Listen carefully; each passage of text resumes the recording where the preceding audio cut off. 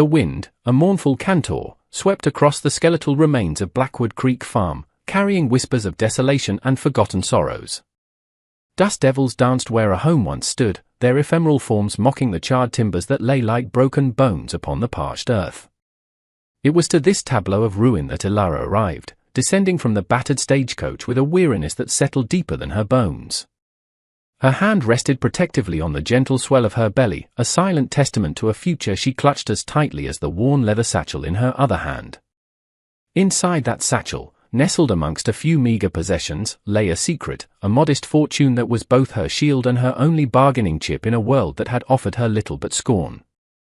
She had fled a gilded cage, a future bartered by her father to a man whose touch promised only winter, leaving behind a life of stifling propriety for the raw, unforgiving canvas of the frontier.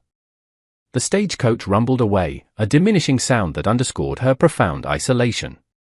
Before her, the gutted farmhouse, the collapsed barn, the scorched earth, it was a mirror to the barren landscape of her own heart, a place where hope had long been cauterized by betrayal. Yet, as she breathed in the dry, sharp air, a flicker of defiance, small but stubborn, ignited within her. This was not an end, but a brutal, stark beginning. From the shadowed doorway of what looked like a hastily constructed lean-to against the most stable remaining wall of the burned house, a figure emerged, materializing like a spectre from the ruins. Josiah! He moved with a pronounced limp, one leg ending abruptly below the knee, replaced by a crudely fashioned wooden peg that struck the earth with a dull, rhythmic thud. His face was a roadmap of hardship, etched with lines of grief and suspicion, his eyes the color of a winter sky, holding a coldness that chilled Elara more than the prairie wind. He was a man carved from the very rock and sorrow of this land, his silence as vast and unnervating as the plains stretching to the horizon. "This is private property," he stated, his voice raspy from disuse, each word a stone dropped into a deep well. There was no welcome, only a stark challenge. Elara straightened, her chin lifting slightly, though a tremor ran through her. "I was told the land might be for sale. Or perhaps, in need of a partner." Josiah's gaze swept over her, taking in her visible pregnancy, her city-soft hands, the desperation she tried to mask with dignity. A humorless sound, less a laugh than a bark of air, escaped him. "A partner? What would a woman like you offer a place like this, except more trouble?" Elara's grip tightened on her satchel. She would not beg, but she would fight. "I have resources," she said, her voice steadier than she felt. She unlatched the satchel, careful not to reveal its full contents, and extracted a small, cloth-wrapped bundle of coins. She laid them on a scorched tree stump that stood between them. Enough to buy seed, tools, perhaps lumber. Enough to begin again. "I will work. I am not afraid of labor." He stared at the coins, then back at her, his expression unreadable.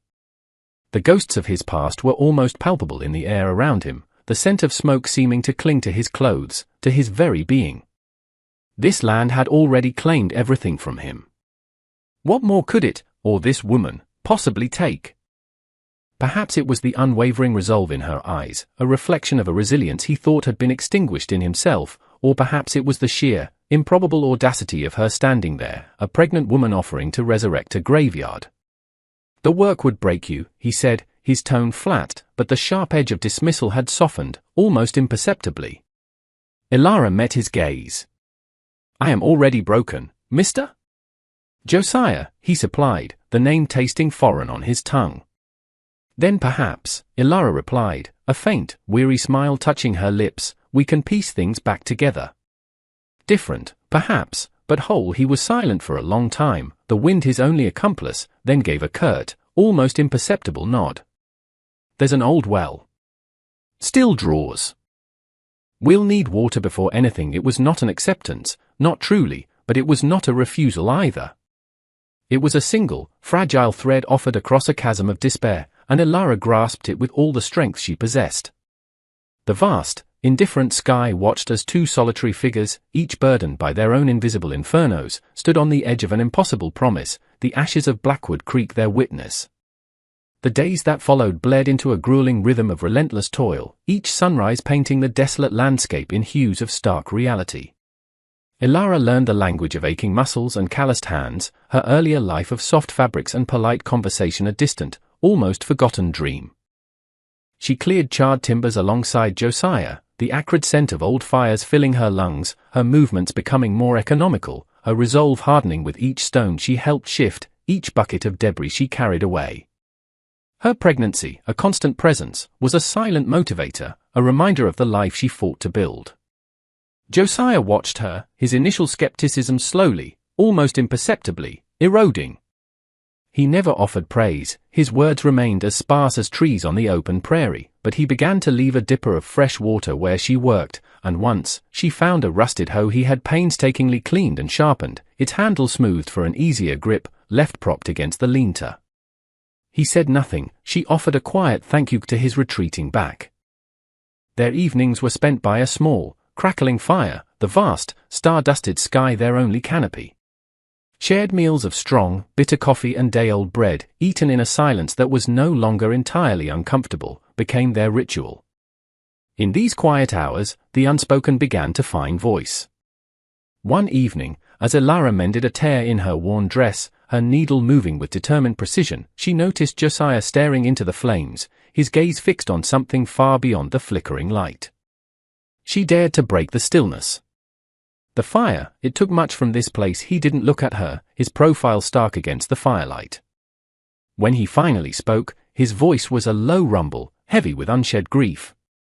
"Sarah," he said, the name a raw wound. "My wife. And Caleb. Our boy." He was 5-inch. The words hung in the air, each one a testament to an unbearable loss. He recounted the night the flames had devoured his world, a rogue spark from the forge, a sudden prairie wind, the scream swallowed by the roar of the inferno.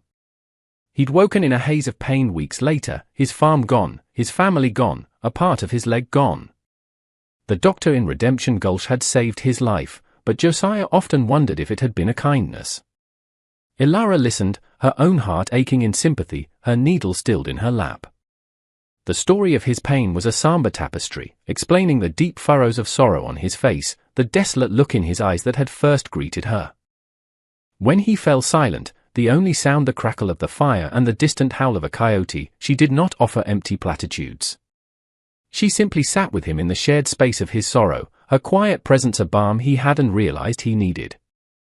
Later, under the soft glow of a lantern as they took shelter from a sudden downpour in the partially constructed frame of their new, small cabin, Ilara found herself reciprocating his painful honesty. She spoke of the oppressive opulence of her father's house, of Barnaby Henderson, the wealthy, older suitor whose cold eyes and possessive demeanor had promised a life sentence of gilded misery. Then, her voice softening, she spoke of Arthur, the young, penniless artist her father had hired to paint her portrait, whose eyes had held not canvas and oils, but dreams of distant shores and a shared future. Arthur, the father of her unborn child, taken by a swift, brutal fever before their secret plans to escape together could ever take flight. Her grief, though different from Josiah's violent sundering, was a quiet, persistent ache, a loss of what might have been. He listened, his usual gruffness softened by an uncharacteristic stillness, his gaze holding a flicker of understanding. On their first necessary trip to the nearby settlement of Redemption Gulch for supplies they couldn't scavenge or fashion themselves, the weight of societal judgment pressed in on Ilara. Whispers followed her like shadows, pregnant, and him with no wife, that recluse Josiah, what's he doing with the likes of her? The stares were sharp, unforgiving. But in the dim interior of the general store, a woman named Martha, the proprietor's wife, with a face as kind as a summer morning and eyes that held no judgment, offered Ilara a warm smile and a cup of chamomile tea. "You look tired, child," she'd said gently, her voice a soothing balm. This frontier is hard on us all, but hardest on those building anew. That small act of kindness, a single candle in the overwhelming darkness of censure, fortified Ilara more than any provisions they purchased that day. As they journeyed back to Blackwood Creek, the wagon laden with precious lumber and sacks of grain, a fragile tendril of understanding had begun to weave itself between the one-legged rancher and the pregnant outcast, a bond forged in shared labor, whispered griefs, and the silent acknowledgement of each other's scars. The raw-boned frame of the cabin slowly fleshed out, transforming from a skeletal promise into a tangible shelter. Each plank Josiah wrestled into place, each nail Ilara painstakingly straightened and handed to him, was a small victory against the desolation that had once reigned supreme. It was modest, barely 2 rooms, but it stood defiant against the wind, a testament to their combined will. Near the freshly hung door, Ilara carefully planted a few hardy sunflower seeds she'd found tucked away in her satchel, a small act of faith in the future, a splash of improbable color against the gray and brown. Josiah, watching her from the corner of his eye as he mended a piece of harness, felt a strange stirring in his chest, a sensation he'd long thought buried with Sarah and Caleb. He found himself clearing a smoother path for Ilara as her belly grew more prominent, his gaze lingering on her with an unfamiliar softness. He even spent an evening whittling a small, smooth wooden bird, its line simple but tender, leaving it on the windowsill where she would find it. He never acknowledged these small acts, and she, understanding the language of his reticence, accepted them with a quiet gratitude that needed no words. One evening, as a cool breeze whispered through the newly glazed window of their small cabin, the lantern light casting warm shadows on the rough-hewn walls, Ilara made a decision that had been weighing on her heart. The trust Josiah had shown, not in words but in shared sunrises and silent partnership, deserved the full measure of her own. She retrieved her worn leather satchel from its hiding place beneath her cot. Josiah watched, his expression questioning, as she placed it on the small table between them. With steady hands, she unfastened the buckle and drew out not just the few coins he had seen, but bundle after bundle of banknotes, a sum that made his breath catch in his throat. It was a small fortune, carefully preserved, representing freedom, security, a real chance. "My mother's legacy," Ilara explained, her voice low but clear. "She married my father for duty, not love, and endured much. She wanted me to have a choice, a life of my own making. She entrusted this to me, hidden from my father's greed. She pushed the stacks of money towards him. It's for Blackwood Creek. For us. For the future." Josiah stared at the money, then at Ilara, his eyes searching hers. The magnitude of her trust was a heavy, profound thing, settling upon his shoulders not as a burden, but as a mantle of shared responsibility. For long moments, he was silent, the only sounds the chirping of crickets outside and the soft sigh of the wind. Then, he slowly reached out a calloused hand, not for the money, but to gently cover hers where it rested on the table. He gave a single, solemn nod. It was a vow, more binding than any spoken oath. Their shared dream, once a fragile whisper, now had the solid foundation of true partnership. But the past, as it often does, had long tendrils. Martha, on a visit to bring a basket of fresh eggs and news from Redemption Gulch, spoke of a stranger asking persistent questions in town. A man of means, well-dressed, looking for a young woman named Ilara, painting a picture of her as confused, perhaps even ungrateful, having fled a comfortable life. Ilara's blood ran cold. Barnaby Henderson. His name was a chill wind extinguishing the warmth of their newfound hope. Josiah listened, his jaw tightening, the lines around his eyes hardening into a grim resolve. The quiet life he had sought in his grief was over. The fight he thought he had abandoned with the loss of his family stirred anew within him, a protective instinct fierce and unyielding. The shadow of Barnaby Henderson stretched long and dark towards Blackwood Creek, threatening to engulf the fragile light they had so painstakingly kindled. The confrontation, when it came, was as stark and inevitable as a prairie thunderstorm. Barnaby Henderson arrived not with the subtlety of his inquiries in town, but with the brazen arrogance of a man accustomed to taking what he believed was his. He rode a fine, disdainful gelding, flanked by 2 rough-looking men whose eyes held a mercenary coldness. He reined in before the modest cabin, his lip curling slightly as he surveyed the signs of their hard-won progress, the neat stack of firewood, the sturdy if unpainted walls, the brave sunflowers nodding by the door. His gaze, however, dismissed these efforts, landing on Ilara with a possessive gleam that made her skin crawl. "Ilara, my dear," he called out, his voice smooth, honeyed with a condescension that set Josiah's teeth on edge.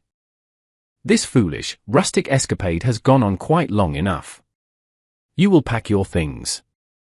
We are leaving." He didn't so much as glance at Josiah, dismissing him as part of the landscape, an insignificant obstacle. But Josiah was no longer the broken recluse. He stepped forward, his wooden leg thudding with deliberate emphasis on the hard-packed earth, positioning himself squarely between Ilara and her tormentor. "She's not going anywhere," Josiah stated, his voice quiet, yet it resonated with an iron authority that cut through Barnaby's patronizing tone. Henderson finally deigned to look at him, a flicker of surprise, then amusement, in his eyes. "And who, pray tell, are you to interfere in a family matter, my good man? A one-legged guardian?" The sneer was palpable. "I'm the man telling you to leave her be," Josiah retorted, his gaze unwavering. Barnaby scoffed. "She is betrothed to me.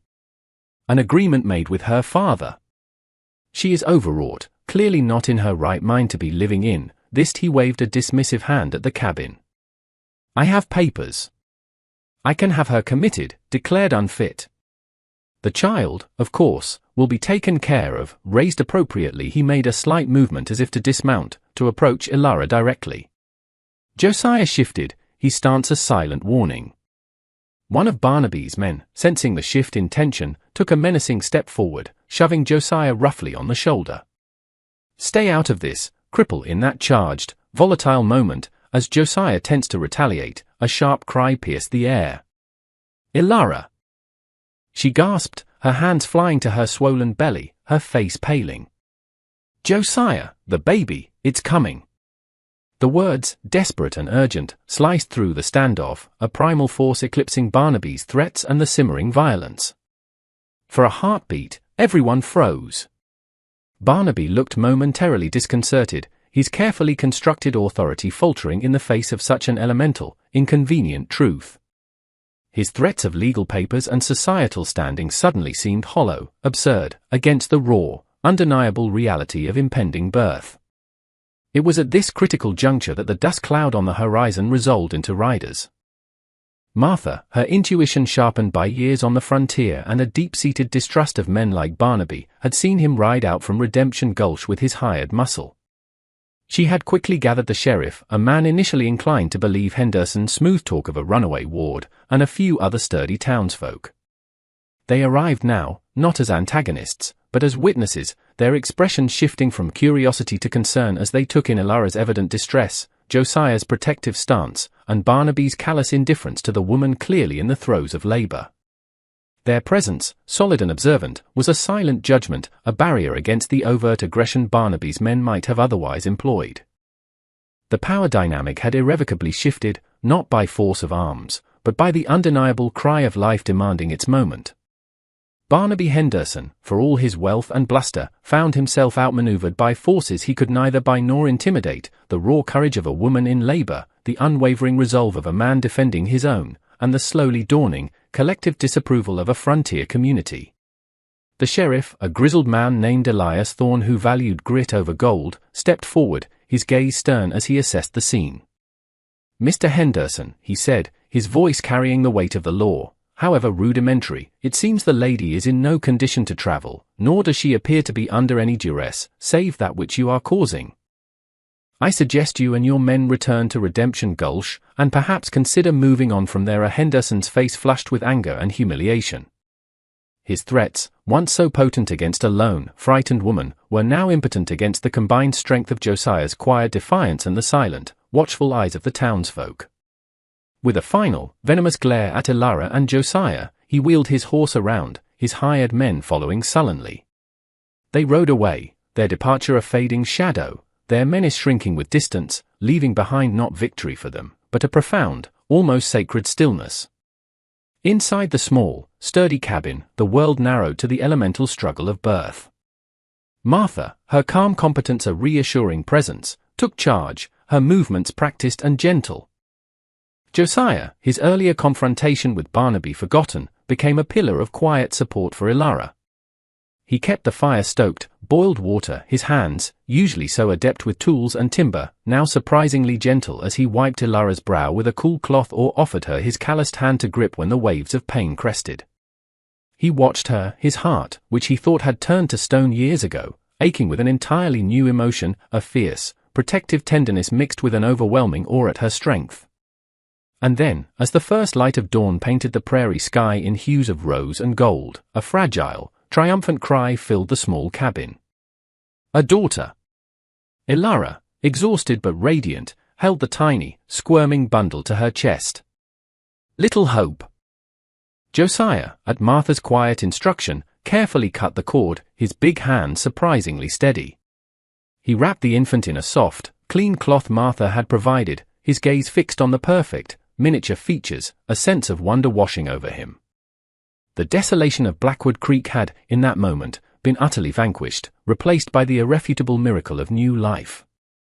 The days that followed settled into a rhythm of quiet domesticity, centered around the tiny, demanding presence of baby Hope. Josiah, initially awkward and unsure around such a fragile creature, found himself inexplicably drawn to her. He learned to hold her, her small head nestled in the crook of his arm, his calloused finger often grasped by her impossibly small hand. He would sit by the cradle he'd fashioned from a smoothed wooden crate, simply watching her sleep, a softness in his eyes that Ilara had never seen before. The cabin, once just a shelter against the elements, a symbol of grim survival, transformed into a home, warmed by shared responsibility, unspoken affection, and the sweet, milky scent of a newborn. The community of Redemption Gulch, their initial suspicions replaced by respect for the couple's resilience and evident devotion, offered gestures of support, a milking goat from one farmer, a batch of freshly baked bread from another, precious seeds for a larger spring garden from Martha. 2 years later, spring had returned to Blackwood Creek with a verdant flourish. The modest cabin still stood, but beside it rose a sturdier, more spacious farmhouse, its porch facing the sunrise. Fields, once barren and scorched, now rippled with young corn and wheat. A few head of cattle grazed peacefully in a newly fenced pasture. Laughter, bright and untroubled as a meadowlark's song, echoed across the yard as Little Hope, a fearless toddler with her mother's wide, intelligent eyes and a mop of sun-bleached curls, chased a fluttering yellow butterfly. Ilara stood on the porch, a contented smile gracing her lips as she watched her daughter. The lines of worry that had once etched her face were softened, replaced by an aura of quiet strength and peace. Josiah came up beside her, his arms settling naturally, possessively, around her shoulders. The haunted look was gone from his eyes, he was no longer the broken hermit of Blackwood Creek, but a man made whole again, his gaze filled with love for the woman beside him and the child who was the embodiment of their shared future. They stood together, two souls who had found solace and redemption in the ashes of their pasts, their silence filled with a profound, unspoken understanding. The prairie wind, no longer a mournful dirge, whispered through the tall grasses, carrying not tales of sorrow, but a timeless song of resilience, love, and the enduring power of hope rebuilt from ruin. What desolate landscapes have you encountered in your own journey, and what seeds of courage did you dare to plant in the unlikeliest of soils? Remember that even when surrounded by the charred remnants of what was, the human spirit, nurtured by love and tenacity, can always choose to build anew, transforming wastelands into testaments of enduring strength and unexpected grace.